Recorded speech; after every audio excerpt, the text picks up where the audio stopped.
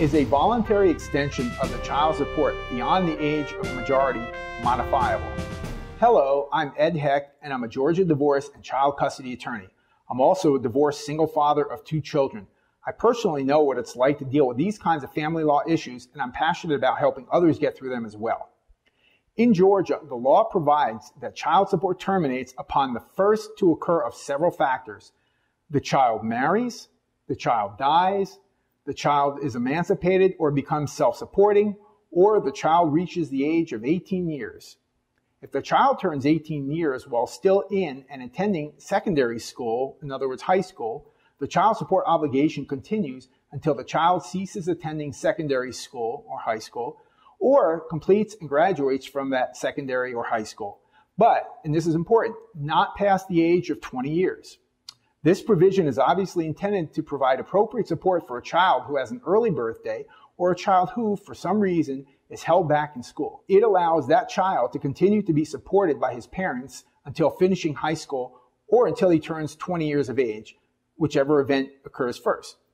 Parents may, by written agreement, extend their legal obligation to provide child support for their children.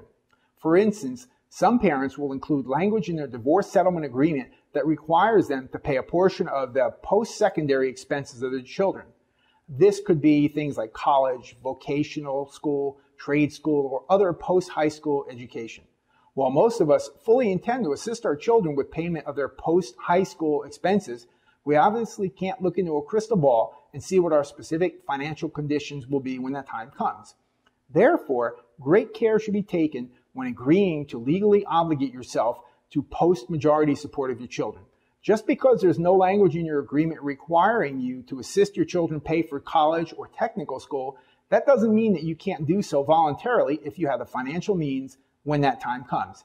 However, if you have legally obligated yourself to pay that post-majority support, that obligation cannot be modified in the future unless both you and your former spouse agree, and a court enters a new order modifying the obligation. Now, I recently had a case like this, and the paying parent wanted to modify the amount he was paying while the child was still in college.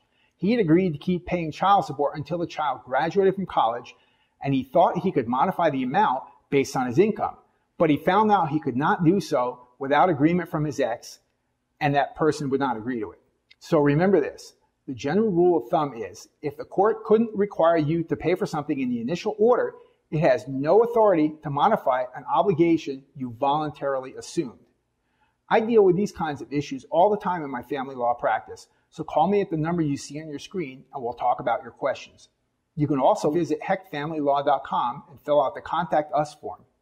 Thanks for watching. I'm always happy to speak with you, and please click like or share if you're seeing this video on Facebook or YouTube so others will see this important information too.